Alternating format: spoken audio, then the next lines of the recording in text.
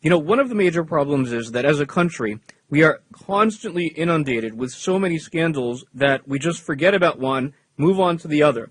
Whether it's now the IRS somehow mysteriously losing the learner emails, or what about the criminal illegal aliens, murderers including, that were released from jail just a few months ago. We don't even hear about that anymore because it's on to the next scandal.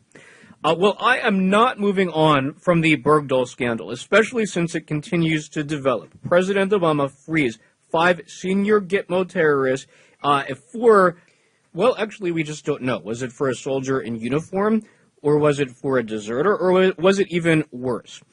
Joining me right now, because we always like to get the information from the source itself. In this case, I'd like to go immediately to the ranking member of the Senate Armed Services Committees, Senator Jim Inhofe from Oklahoma. Senator Inhofe, again, the ranking member of the actual committee that is now responsible for the armed services. And it is your committee, Senator Inhofe, that has been responding to President Obama's prisoner release officially.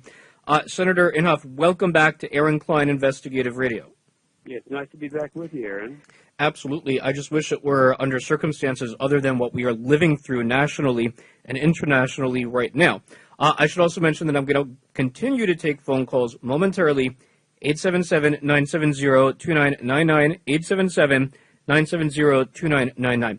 Now, Senator Inhofe, on this radio show last week, I went over the case of Abu Saifan Ben Kumo, who was released from Guantanamo Bay. And just like these 5 that were just released, Kumo was supposed to be put up in a third country.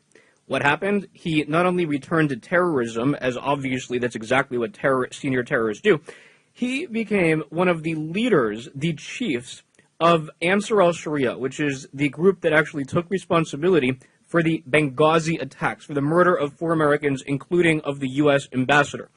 So, Senator Inhofe, let's be very clear here. Do you believe that in this prisoner exchange, in this release, do you think that that President Obama just condemned Americans to death? Yes, I do believe that. And it's, there was another one, too. His name was Abdullah al-Marif. They went to look for him, and they found out he was supposed to be in the care, custody, and control of Qatar, and they found him in London. I have no confidence at all that there's going to be security from these terrorists that the President Obama turned loose, even while they're in Qatar, leave alone after they've left.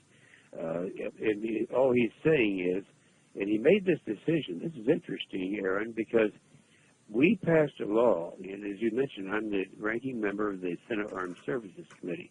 We were very careful, knowing that this president is capable of doing things like this, and this president is trying to shut down Gitmo, that he would try to clear as many people out as he can, so that we put provisions in the law a year and a half ago that would preclude him from doing that. As you well know, he's supposed to have a 30-day notice to Congress before any kind of a release.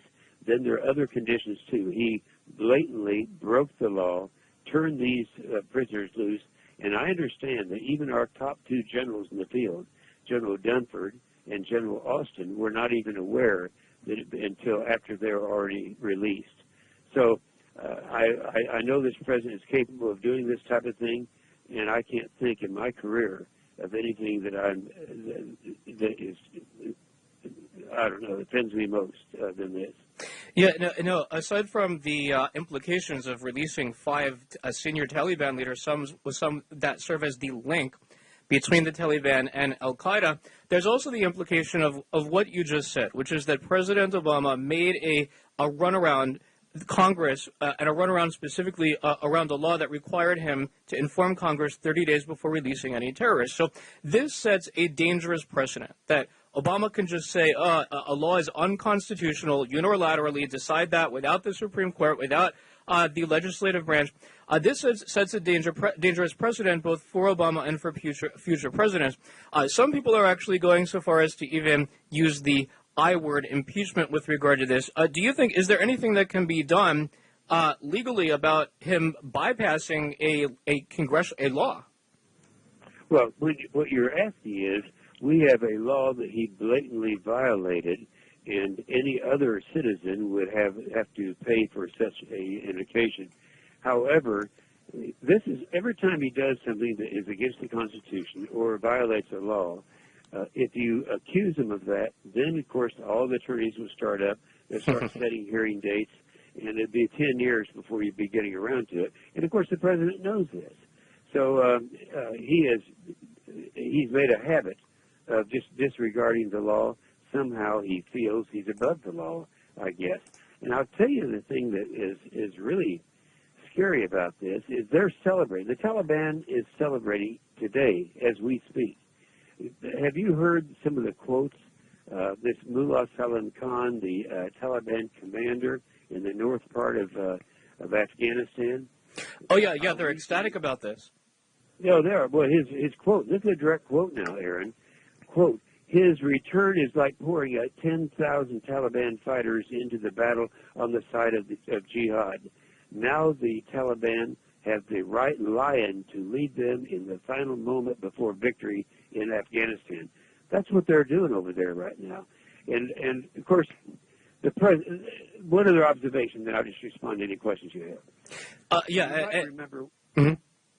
Go ahead, the sorry. president had his big rose garden thing. That was supposed to be the thing that makes everybody love the president because he's bringing our man home and all that. Then when the thing fell apart, and the American people realized that he turned loose 5 of the most egregious terrorists that were in Gitmo.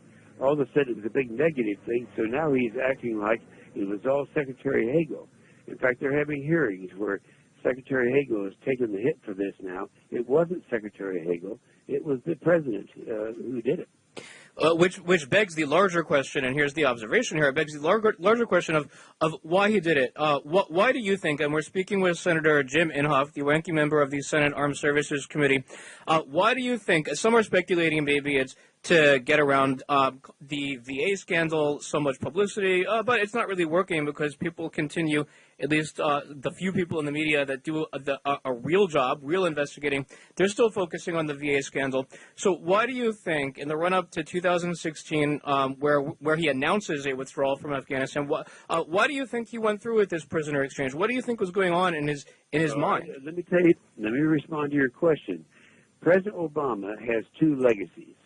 2 things he is obsessed with. One is to try to pass a type of cap-and-trade through regulations, very, very damaging. In fact, you and I have talked about this regulation on your program before. And the other one is to close Gitmo. He's been trying to close Gitmo ever since, long before he was president of the United States. Gitmo, and we could do a whole segment sometime as to why I consider that to be one of our most valuable resources. There's no place else you can put these people. Yeah, he wants to put them in prisons in the United States. You don't do that because everyone knows that a terrorist is not a criminal, but he's in the business of teaching criminals to be terrorists. If there's anything we don't need is to have them in our system. So here's what I think. He did 3 things. First, he released these terrorists in an insecure way. Secondly, he told the Taliban exactly where the United States will leave regardless of conditions on the ground. And third, and most important, he told the Taliban that he was going to declare and this is a quote now, end of hostilities. See, this is not a war. If you declare end of hostilities, then he can open the gates and turn everyone in Gitmo loose and close Gitmo. And I think that is his motivation. No, I want to go from Obama and the prisoner exchange to the other huge news of the week, the political news. In fact, it was pretty much almost historic, and that would be obviously the primary loss by Eric Cantor. Stunned a lot of people in politics.